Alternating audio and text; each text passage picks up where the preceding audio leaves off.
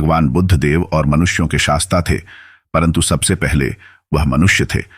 मनुष्य बढ़कर देवता बनता है, ये प्राचीन मान्यता थी। आज भी हम मनुष्यत्व के ऊपर देवत्व की बात करते हैं, परंतु बुद्ध ने इस क्रम को पलट दिया। उन्होंने कहा, यह जो मनुष्यता है वही देवताओं का सुगति प्राप्त करना कहलाती है। देवता जब सुगति प्राप्त करता है तब वह मनुष्य बनता है। देवताओं में विलास है, राग, द्वेष, ईर्ष्या और मोह भी वहां है। निर्वाण की साधना वहां नहीं हो सकती। इसके लिए देवताओं को मनुष्य बनना पड़ता है। मनुष्यों में ही देव पुरुष का आविर्भाव होता है, जिनको देवता नमस्कार करते हैं।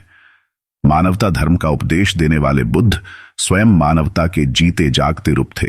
यहां उनके जीवन से संबंधित कुछ प्रसंग दिए जाते हैं, जिनसे उनके व्यक्तित्व में बैठी हुई गहरी मानवता का दर्शन होता है।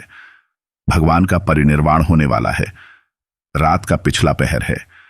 भिक्षु उनकी शैया को घेरे बैठे हैं। बुद्ध उन्हें उपदेश दे रहे हैं। कह रहे हैं, भिक्षुओं, बुद्ध धर्म और संघ के विषय में कुछ शंका हो तो पूछ लो। पीछे मलाल मत करना कि भगवान हमारे सामने थे, पर हम उनसे कुछ पूछ न सके। कोई शिष्य नहीं बोलता। भगवान 3 बार कहते हैं, पर कोई भिक्षु कुछ पूछने को नहीं उठता।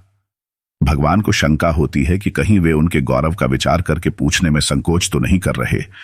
इसीलिए वह कहते हैं, शायद भिक्षुओं, तुम मेरे गौरव के कारण नहीं पूछ रहे। जैसे मित्र मित्र से पूछता है, वैसे तुम मुझसे पूछो। बुद्ध अपने शिष्यों की समान भूमिका पर आ जाते हैं। उनकी यह विनम्रता मनुष्य धर्म की आधार भूमि है। बुद्ध ने अपने को भिक्षुओं का कल्याण मित्र कहा है, जो उनकी मानवीय सहृदयता और विनम्रता को सूचित करता है।